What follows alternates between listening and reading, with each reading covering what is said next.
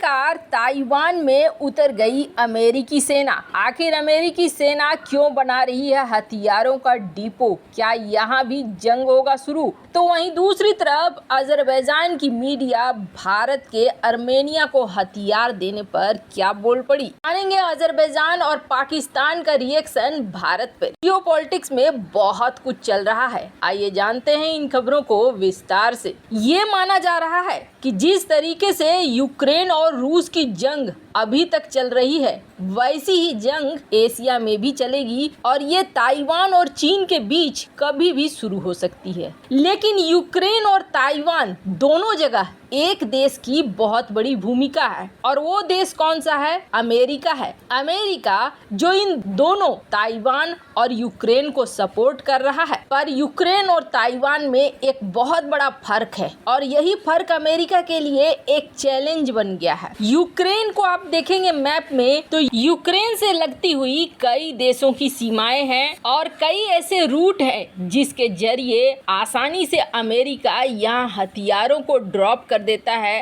हथियारों को पहुंचा देता है। लेकिन ताइवान की बात करें ना, तो ताइवान जाने के लिए अमेरिका को या तो एयर या नेवल रूट ही इस्तेमाल करना होगा। ये किसी भी ऐसे देश से इसकी सीमा नहीं लगती है, जमीनी सीमा, जहां तक अमेरिका की पहुंच हो। यहाँ यूक्रेन की तरह रोड कनेक्टिविटी नहीं है। पहला चैलेंज तो यही है कि हथियार पहुंचेंगे कैसे ताइवान। और मान लो लड़ाई शुरू हो गई और अमेरिका उस तक मदद नहीं पहुंचा पाता है तो क्या होगा? प्रेसिडेंट बाइडेन कह चुके हैं कि अगर ताइवान पर हमला हुआ तो अमेरिकी फौज इसकी हिफाजत करेगी। आपको बता दें, अमेरिका ताइवान के बीच हाल ही में 6 आर्म्स डील हुए हैं। आखिरी डील के तहत अमेरिका बहुत जल्द ताइवान को $1.1 अरब की 60 हार्पून मिसाइलें देगा और ये हार्पून मिसाइलें ऐसी मिसाइलें हैं जो किसी वॉरशिप को चंद सेकंड में मलबा बना दे। चीन की नेवी इस डील के बाद से ही डिफेंसिव मोड में नजर आ रही है और चीनी विदेश मंत्रालय भी इस मामले में चुप है।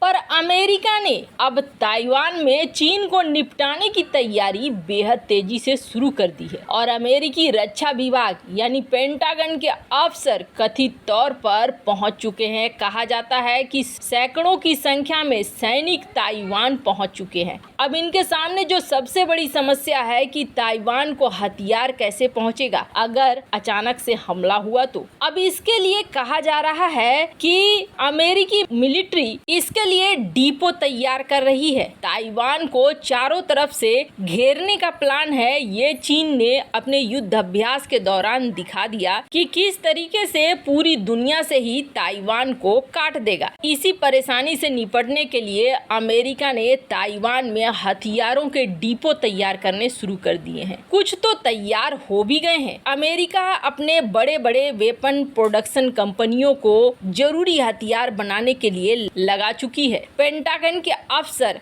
अब तक ये अनुमान नहीं लगा पाए हैं कि अगर अमेरिका ने ताइवान को इसी तरह मदद जारी रखी तो चीन क्या एक्शन लेगा, क्योंकि ये मदद तो अब जरूरत से ज्यादा होने लगी। पहले चीन ने ये कहा था, यहाँ तक कि उसके विदेश मंत्री ने ये कहा था कि अमेरिका हालात को बहुत हल्के में ले रहा है, ताइवान को हर तरह के हथियार दिए जा रहे हैं और चीन इस पर नजर रख रहा है। लगता है अमेरिका की तैयारियां ऐसी हैं जैसे कि एशिया में जंग भड़क कर रहे। खैर, जहां एक तरफ ये सब कुछ हो रहा है तो वहीं दूसरी तरफ भारत ने हाल ही में एक डील फाइनल की है आर्मेनिया के साथ और ये डील है 2000 करोड़ की, जिसमें भारत कई सारे हथियार दे रहा है, पिनाका रॉकेट सिस्टम भी दे रहा है, इसके अलावे एंटी टैंक मिसाइलें और भी बहुत सारी चीजों की डील हुई है। और इस डील से परेशान हो गया है अजरबैजान भी और पाकिस्तान भी, तुर्की भी। वैसे समझे तो तुर्की, पाकिस्तान, अजरबैजान जो ये 3 ब्रदर हैं, ये 3 ब्रदर यहाँ पर इसलिए हावी हो पा रहे हैं आर्मेनिया के ऊपर क्योंकि आर्मेनिया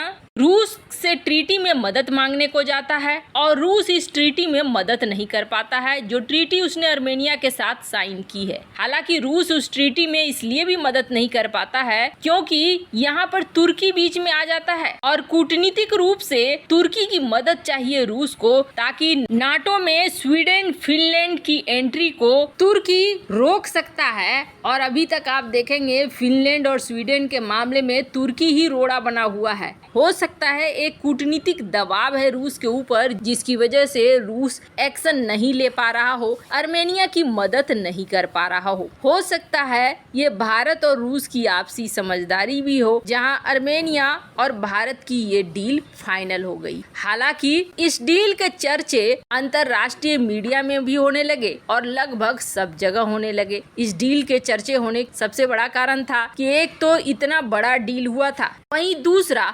अजरबैजान जो कभी भारत का सपोर्टर रहा करता था या गुटनिरपेक्ष रहता था, लेकिन अब वही भारत का सबसे बड़ा दुश्मन बन चुका है। दरअसल अजरबैजान तुर्की और पाकिस्तान का एक गठबंधन बन चुका है और ये गठबंधन भारत के लिए बिल्कुल भी सही नहीं है। हालांकि इस युद्ध में आप देखेंगे तो भारत और इजराइल एक दूसरे के विपरीत दिशा में खड़े मिलेंगे। इजराइल जहां अजरबैजान को कई सारे हथियार दे रहा है तो वहीं भारत आर्मेनिया को कई सारे हथियार दे रहा है। अब अजरबैजान की मीडिया में इस बात को लेकर डिस्कशन भी बढ़ गया है। अजरबैजान की मीडिया ये कह रही है कि दरअसल अजरबैजान की पाकिस्तान के साथ दोस्ती है और ये दोस्ती भारत हजम नहीं कर पा रहा है। हम पाकिस्तान के साथ मिलकर आगे बढ़ रहे हैं, यही वजह है कि भारत आर्मेनिया का साथ दे रहा है, क्योंकि भारत इस सिद्धांत का पालन कर रहा है कि दुश्मन का दुश्मन दोस्त होता है और इसी के तहत भारत ने इतने बड़े हथियारों के जखीरे का ये कॉन्ट्रैक्ट साइन कर लिया है। हालांकि अजरबैजान की मीडिया फिर ये भी कह रही है कि भारत के जितने भी हथियार हैं वो हथियार तो